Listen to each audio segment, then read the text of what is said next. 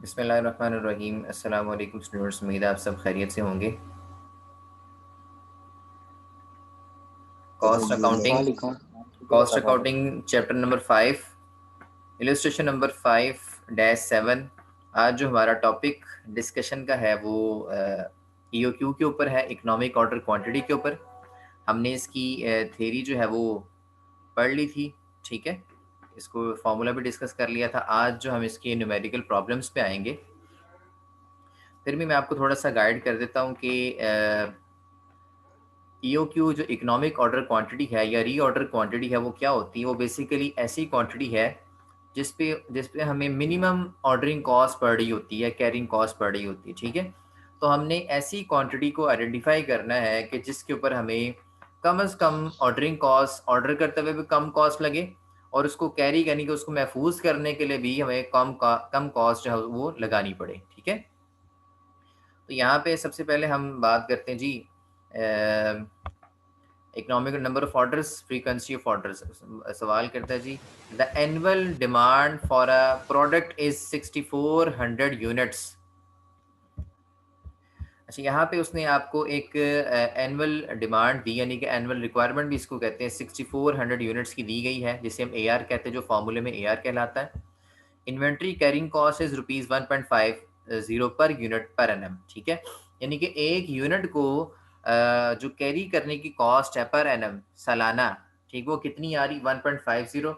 यानी कि जो इस फॉर्मूले में नीचे लिखा हुआ ना CC, इसको कैरिंग कॉस्ट कहते हैं, ये 1.50 है एक यूनिट को महफूज करने की cost. If the cost of one procurement is ₹75। Procurement से मुराद क्या होता है, ऑर्डरिंग कॉस्ट, ठीक है। यानी एक ऑर्डर की जो कॉस्ट है वो 75 है,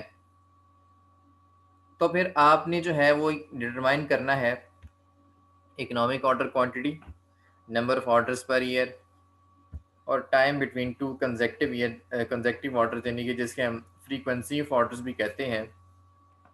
फॉर्मूला आपने पीछे पढ़ा फ्रीक्वेंसी ऑफ ऑर्डर का, ये सी पार्ट में फ्रीक्वेंसी पूछ रहा है आपसे।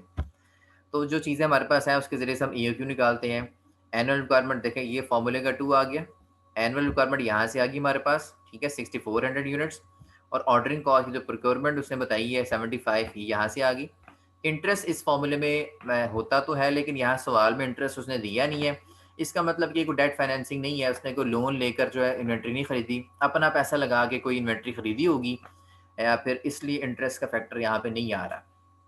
बाज़ औक़ात ऐसा भी तो होता है ना, एम्प्लॉई जो मालिक है वो अपना पैसा लगा के चीज़ें खरीद लेता है। बाज़ औक़ात जो है वो डेट फाइनेंसिंग होती है, बाहर से लोन लेकर, जब बाहर से लोन लेकर इन्वेंट्री खरीदी जाएगी तो फिर इंटरेस्ट भी आएगा। अदरवाइज़ जो है अगर अपना पैसा लगाया जाएगा तो फिर इंटरेस्ट नहीं आएगा, किसी को इंटरेस्ट नहीं देना पड़ेगा। तो फ़ॉर्मूले में इंटरेस्ट हो भी सकता है, इंटरेस्ट नहीं भी हो सकता, ये ऑप्शनल है। बाकी लेकिन बाकी चीज़ें लाज़मी तौर पर होंगी। इंटरेस्ट के बगैर भी EOQ निकल सकता है, इंटरेस्ट के साथ भी EOQ निकल सकता है। इंटरेस्ट का होना लाज़मी नहीं है क्वेश्चन में, ये बात याद रखिएगा। अब जो चीज़ें हमारे पास है हमने यहाँ पुट कर ली हैं। ये एनुअल रिक्वायरमेंट आ गई, ये ऑर्डरिंग कॉस्ट आ गई 75, और ये जो हमारे पास कैरिंग कॉस्ट हमने उसको नीचे पुट कर लिया। हमारे पास जो आंसर निकला वो 800 यूनिट्स, यानी कि 800 यूनिट्स आपकी री ऑर्डर क्वांटिटी है, जिसे हम इकोनॉमिक ऑर्डर क्वांटिटी भी कहेंगे। ये वो क्वांटिटी है जिसके ऊपर हमें कम से कम जो है वो ऑर्डरिंग कॉस्ट पड़ रही है, और कम से कम इसको कैरिंग कॉस्ट पड़ी, इसको महफूज करने के लिए भी कम कॉस्ट लगानी पड़ी है। अगर हम अपना जो 700 यूनिट्स रखते हैं, या फिर अगर हम इसको 8 की बजाय 900 पे लेके जाते हैं, तो वो उस लेवल पे हमें फिर मिनिमम कॉस्ट नहीं फेस करनी पड़ेगी, उसमें उस लेवल पे हालात चेंज हो जाएँगे, ठीक है। तो उसमें सूटेबल कंडीशन यही है, कंपनी की जो डाटा दिया गया उसके मुताबिक कि कंपनी को एक दफ़ा जो है वो 800 यूनिट्स मंगवाने चाहिए, ना इससे कम, ना इससे ज़्यादा। अगर कंपनी अपनी ओवरऑल कॉस्ट को मिनिमाइज़ करना चाहती है और प्रॉफिट बढ़ाना चाहती है, तो कंपनी 800 यूनिट्स मंगवाएगी, कंपनी के लिए बेहतर है। अच्छा, अब ये पहली रिक्वायरमेंट होगी। उसके बाद नेक्स्ट पे है number of orders per year.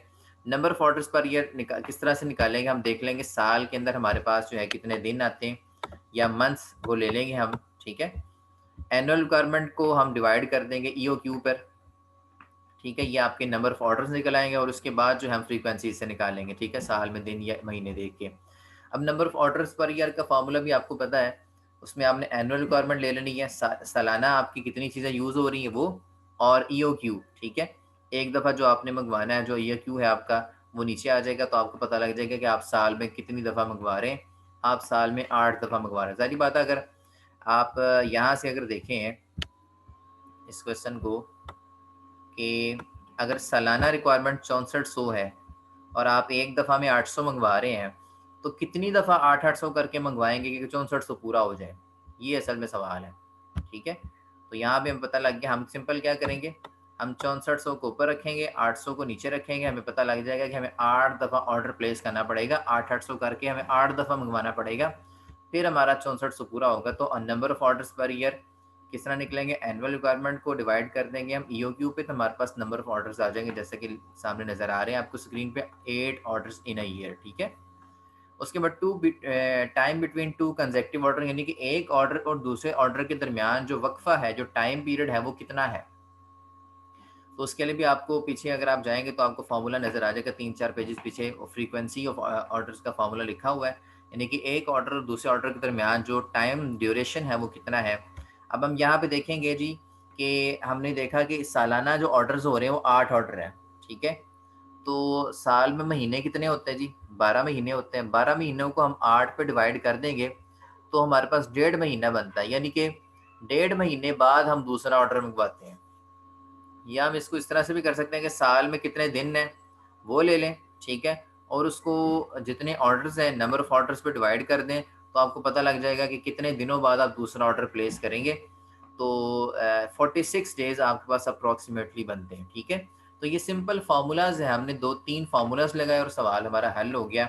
इसमें कोई ऐसी रॉकेट साइंस नहीं है, फार्मूलाज आपके पास गिवन है पीछे। फ्रीक्वेंसी का फार्मूला भी अवेलेबल है, नंबर ऑफ ऑर्डर्स का फार्मूला भी अवेलेबल है, ईओक्यू का फार्मूला भी अवेलेबल है। 3 फार्मूलाज हैं जिसकी बेस पे आगे सवाल सारे मैटर कर रहे हैं। ठीक होगी बात। उसके बाद नेक्स्ट क्वेश्चन पे आते हैं, ये एक और सिनेरियो देखते हैं हम यहाँ पे। ये 5-8 है क्वेश्चन, एनुअल रिक्वायरमेंट 12,000 यूनिट्स।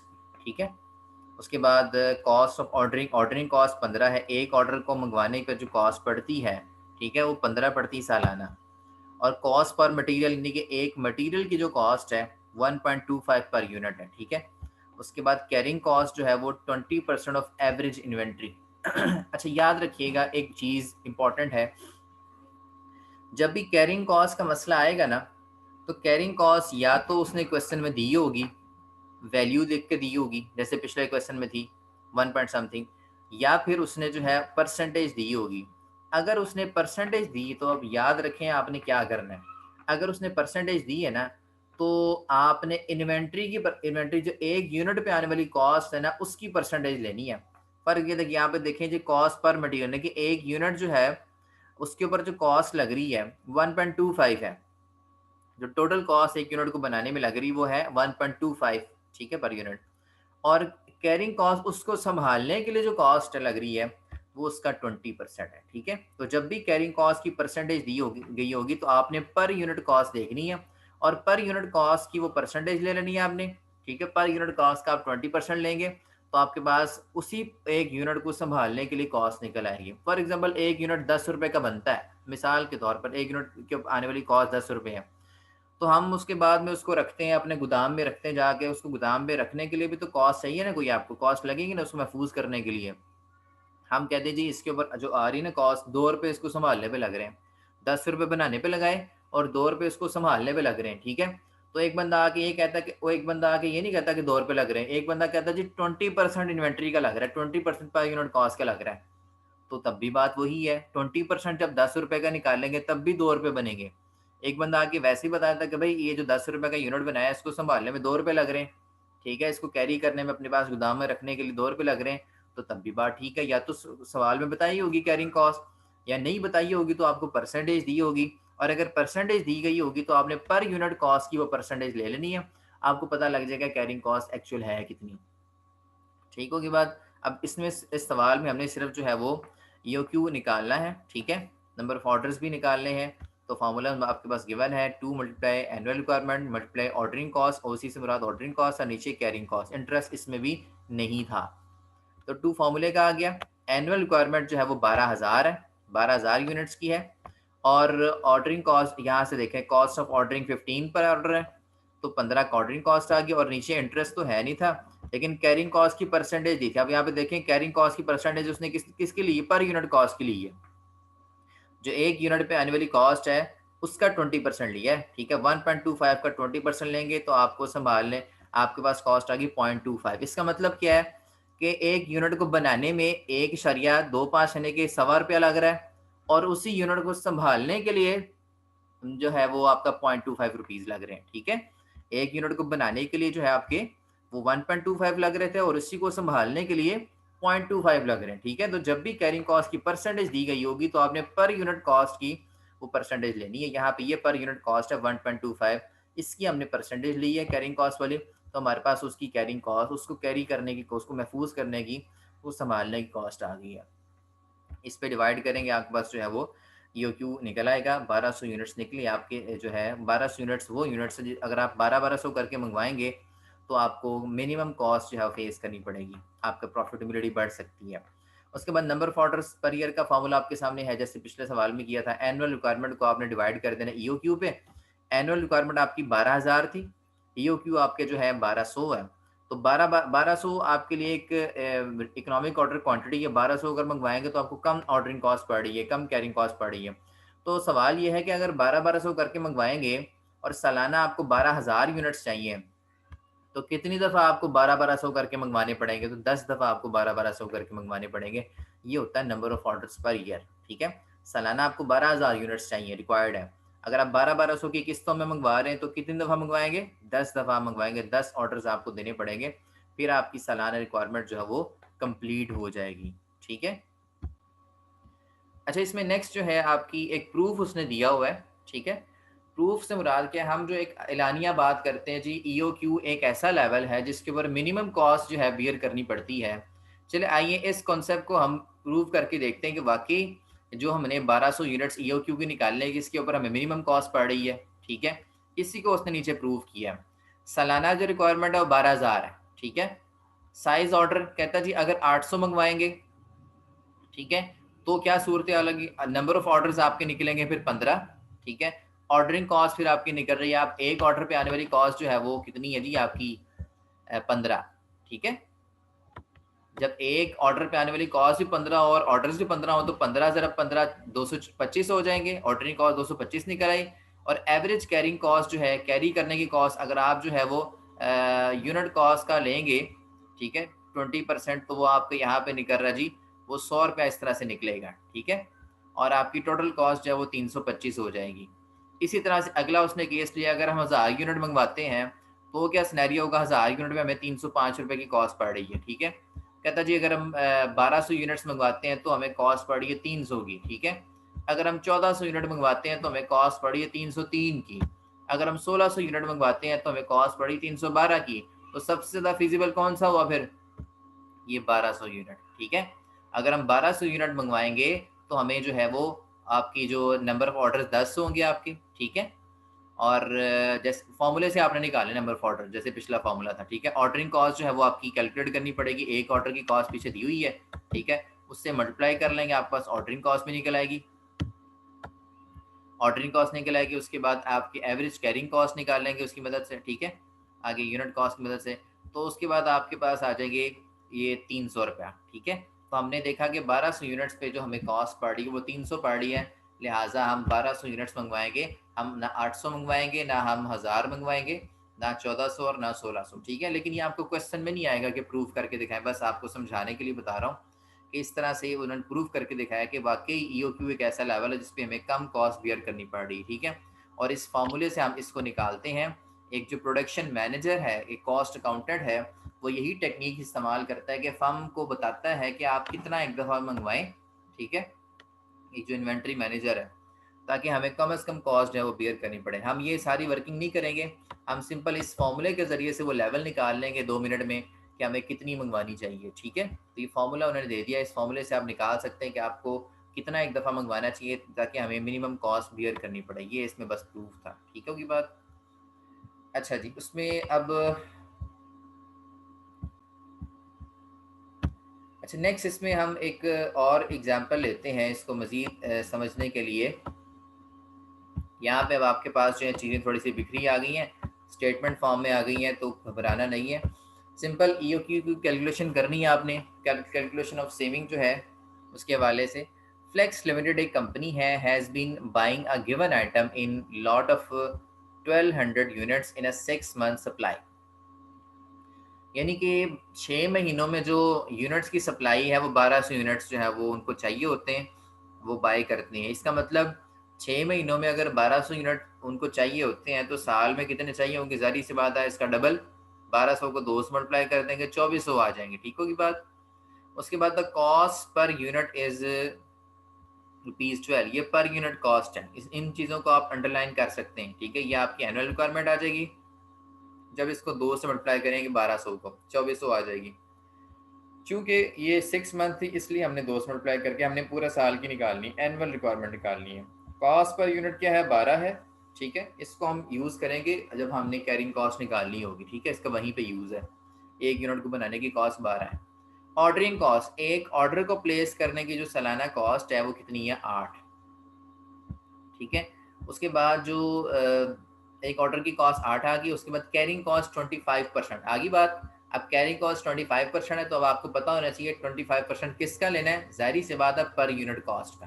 ठीक है, पर यूनिट कॉस्ट इसीलिए दी गई थी क्योंकि कैरिंग कॉस्ट उन्होंने परसेंटेज में देनी थी आपको। ठीक है, तो इस हवाले से यही चीज़ है जो आप इसमें यहाँ पे जहन में रखेंगे कि कैरिंग कॉस्ट की परसेंटेज हमने पर यूनिट कॉस्ट, जो एक यूनिट को बनाने पे जो कॉस्ट आ रही है उसका 25% लेना है। और ये कैरिंग कॉस्ट उसको बेसिकली संभालने की कॉस्ट है, कैरी करने की कॉस्ट। और you are required to calculate the saving per year by buying in economical lot quantities. ठीक है, सबसे पहले हम यहाँ पे इकोनॉमिक ऑर्डर क्वांटिटी निकाल लेंगे। ठीक है, फिर आगे हम इस पे मूव करेंगे। इकोनॉमिक ऑर्डर क्वांटिटी निकाल लिया हमने, 2 multiply annual requirement, ordering cost और नीचे कैरिंग कॉस्ट आ जाएगा। लिखा भी हुआ उसने कि percentage of unit cost, unit cost की परसेंटेज है। ठीक है, इंटरेस्ट इस सवाल में भी नहीं दिया गया, सिंपल सी एग्जांपल है। एनुअल रिक्वायरमेंट जो है 1200 को ज़रब दे देंगे 2 से आप, तो ये बन जाएंगे 2400।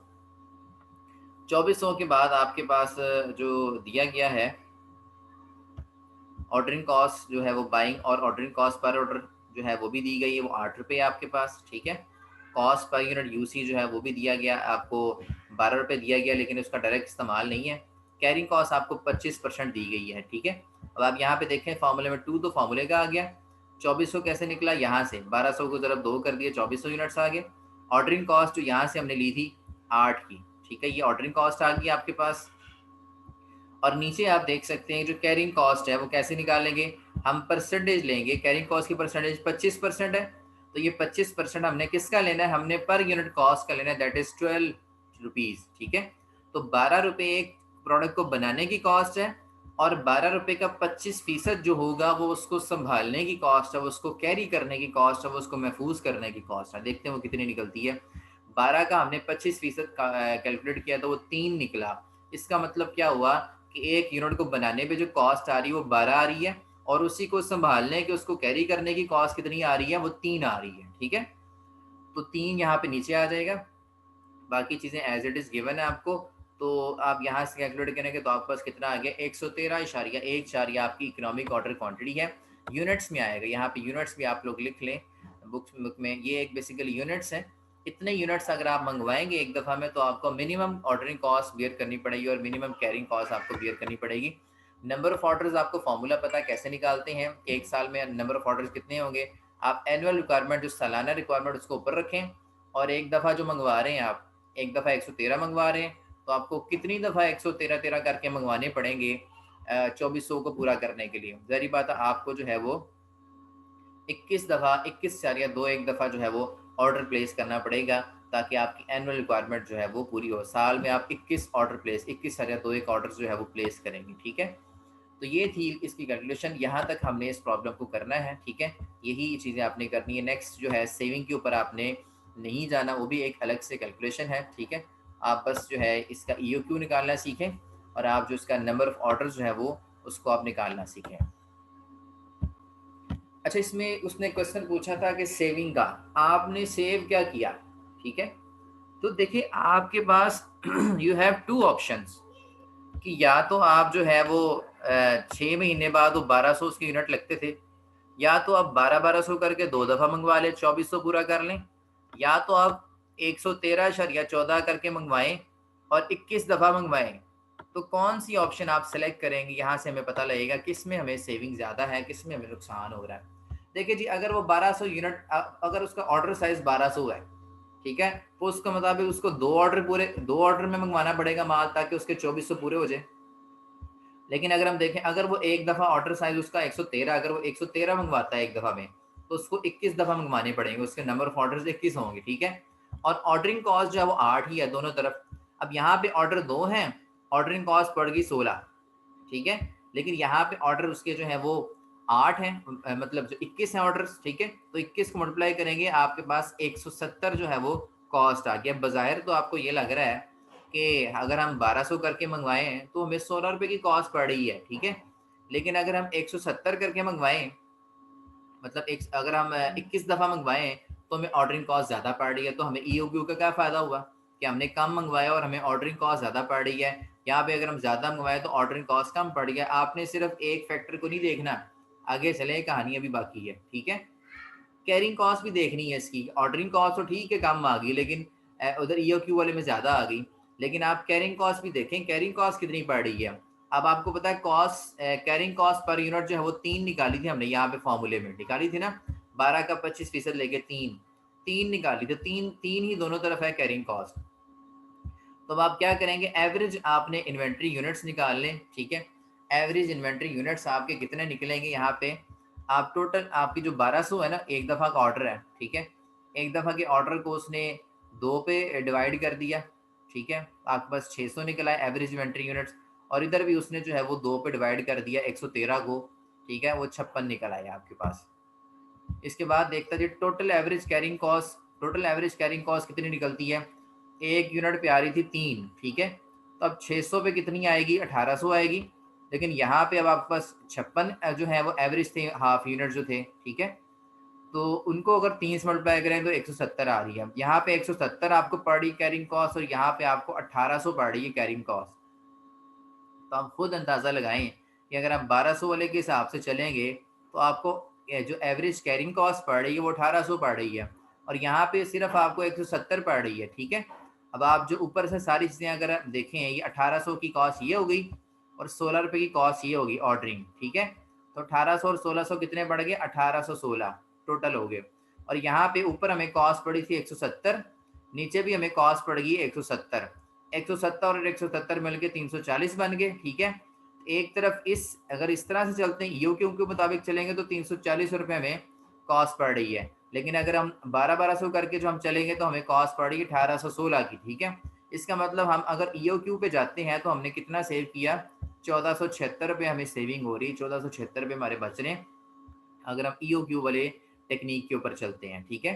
तो इससे हमें 1476 का फ़ायदा हो रहा है। लेकिन जब बल्क में कंपनीज में माल मंगवाया जाता है, जहाँ पे मतलब करोड़ों की अरबों की परचेज होती है, ठीक है, तो उस वक्त ये बेनिफिट कहाँ पे जाएगा, आप खुद इसका अंदाज़ा लगा सकते हैं। इससे नेक्स्ट एग्जांपल आपके सामने आपकी स्क्रीन पर है, सिंपल से एग्जांपल है, कोई इसमें रॉकेट साइंस नहीं है। ईओक्यू आपने इसमें निकालना है, ठीक है। सिंपल उसने कहा जी, a manufacturing company estimates its carrying cost 15%। अब आपको पता है कैरिंग कॉस्ट का जो 15% है वो किसका होगा, वो पर यूनिट कॉस्ट का हमने लेना है, ठीक है। उसको ढूंढना हमें अब चाहिए। एंड ऑर्डरिंग कॉस्ट जो ओसी है वो 9 पर ऑर्डर दे दी उसने। एस्टिमेटेड एनुअल रिक्वायरमेंट 48,000 यूनिट्स थे, सालाना जो रिक्वायरमेंट है वो भी उसने दे दी है। और unit price at a price of ₹4 per unit, कि 4 पर यूनिट, एक यूनिट की जो प्राइस है वो भी उसने दे दी, जिसको हम कैरिंग कॉस्ट निकालने में इस्तेमाल करेंगे, ठीक है। तो सिंपल एनुअल रिक्वायरमेंट आ गई, पर यूनिट कॉस्ट आ गई, ऑर्डरिंग कॉस्ट आ गई। कैरिंग कॉस्ट आप क्या करेंगे, 4 पर यूनिट कॉस्ट है, इसका आप जो ले लेंगे 15% जो यहाँ पे दिया गया है वो आपके पास आ जाएगा। और यहाँ फॉर्मूले में चीज़ें पुट, इंटरेस्ट है कोई नहीं, फॉर्मूले में चीज़ें पुट करें, 1200 ये क्यों निकल आ गया। और इसी तरह से आपने ऑर्डर्स निकाल लिए 48,000 को 1200 पे डिवाइड करके। इसमें कोई क्वेश्चन है तो आप लोग डिस्कस कर लें। Thank you very much.